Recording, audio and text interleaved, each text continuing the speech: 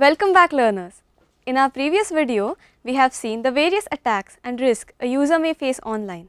Today, we will be learning about how exactly can a user protect himself from such online fraudsters. What steps must one follow to keep his network secure? When we think of network security, the various tools and technologies that come to our mind are firewalls, antivirus softwares, intrusion detection systems, intrusion prevention system, and virtual private networks. Let us try to understand all these security tools. Let's start by understanding the concept of antivirus. As the name suggests, it is a software which protects our network from any kind of computer virus, worm or trojan. It is called as an antivirus or anti-malware. This software scans the system completely, one file at a time, to identify any malicious files that may be present in that system. When you connect an external device like a USB, a hard disk or a mobile phone, that device is also scanned to ensure that no malware or virus is allowed to enter your system through that device. Similarly, when you try to download something from the internet, that downloaded file is checked immediately to prevent malware infection. So, how does an antivirus work? How does it identify whether a particular file is genuinely safe file or a malicious file?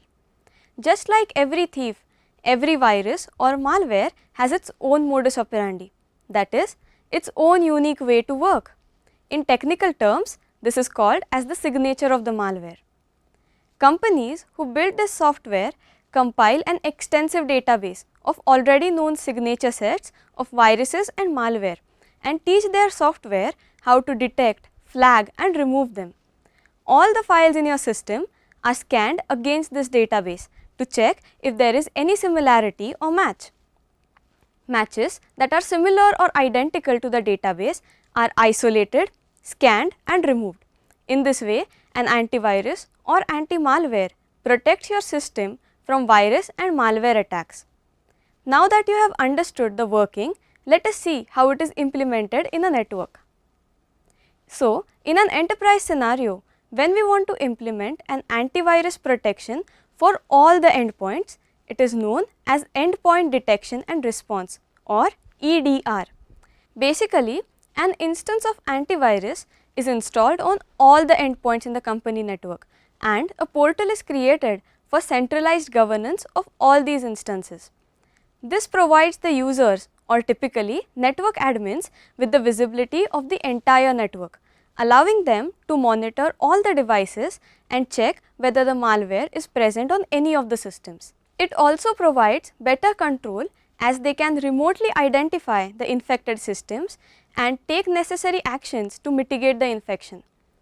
Now that we have understood how antivirus protects our systems and network, let us move on to the next security measure implemented in the network. Firewall is a term often associated with security. Do you know what it is and how it can protect your network?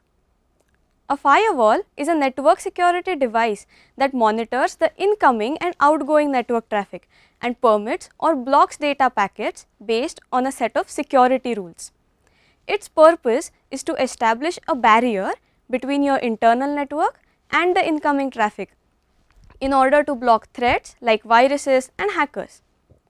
In an organization, a firewall is installed to digitally safeguard their perimeter and protect the organization's network and the confidential data therein.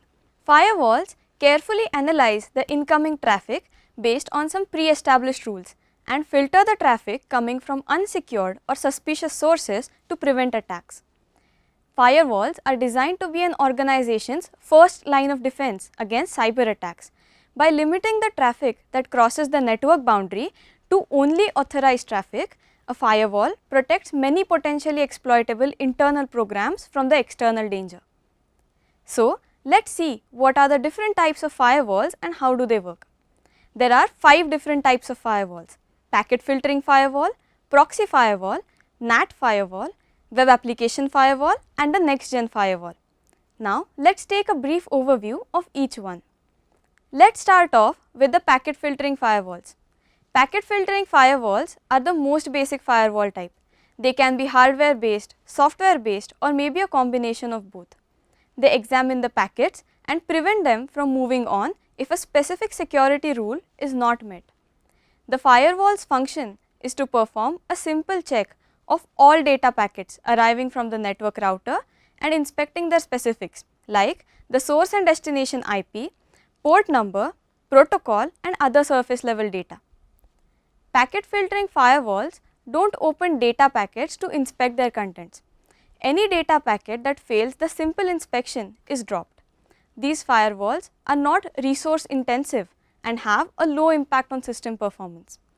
Packet filtering firewalls can further be divided into two types, stateful and stateless. Stateless firewalls only analyze each packet individually, whereas stateful firewalls also take the previously inspected packets into consideration. Hence, stateful firewalls are the more secure option. While packet filtering firewalls can be effective, they ultimately provide very basic protection and can have many limitations.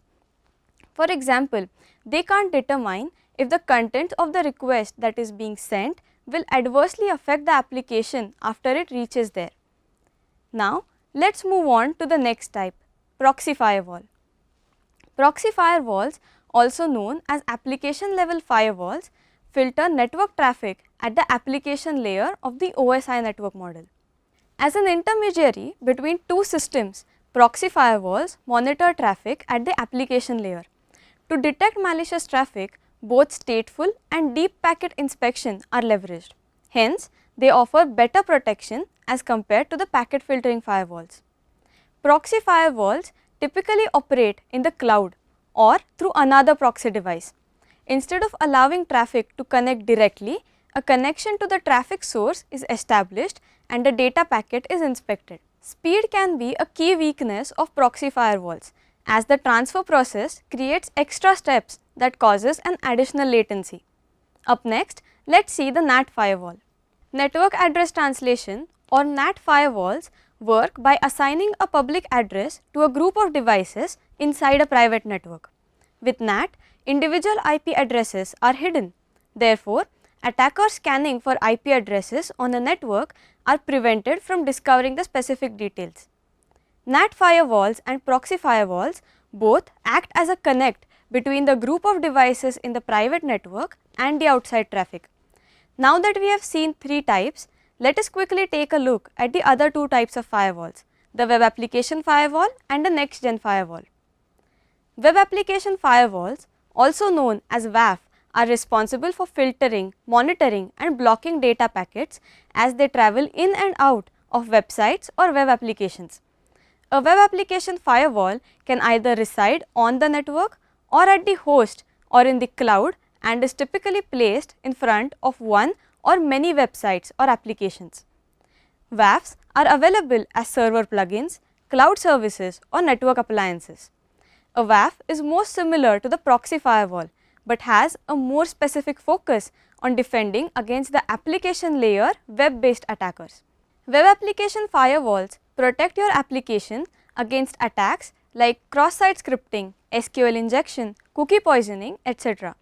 Both WAFs and next-gen firewalls are considered as network security tools, but they interact with the network traffic at different points. Think of a next-gen firewall as the entrance to a hotel and the WAF as the key to your hotel room. Network firewalls cover the traffic on the network, whereas WAFs cover the application surface. The next-gen firewalls are focused on blocking malware or suspicious activities and application layer attacks with an integrated intrusion prevention system. These firewalls can react quickly and detect the outside attacks across the entire network.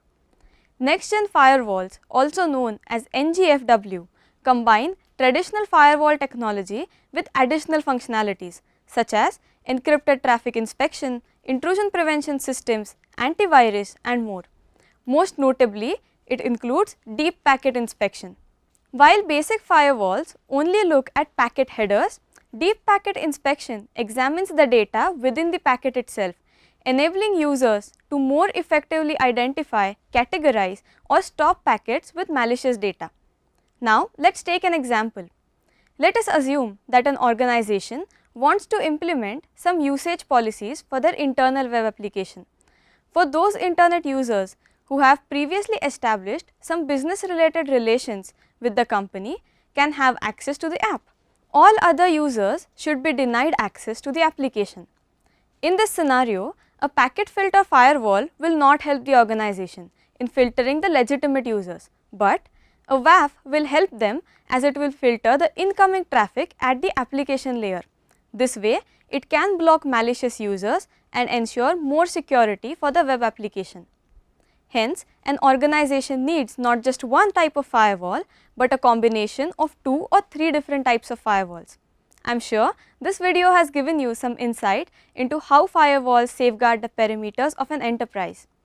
In the next video, we will be learning about further aspects of network security. So, stay tuned.